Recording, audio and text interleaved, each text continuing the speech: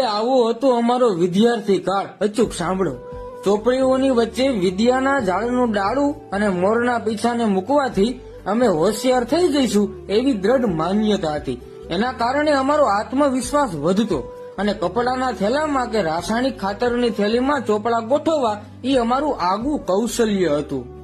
ચોપડાઓ ઉપર પૂઠા ચડાવવા એ અમારા જીવનનો વાર્ષિક ઉત્સવ હતો.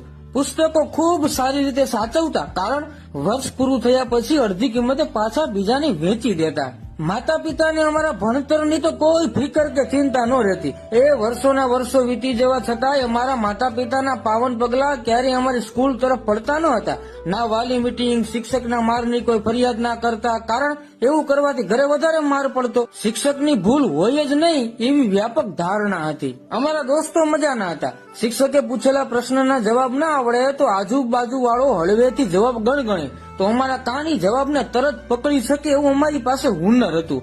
આવી તો મિત્રને મદદ કરવાની ભાવના હતી.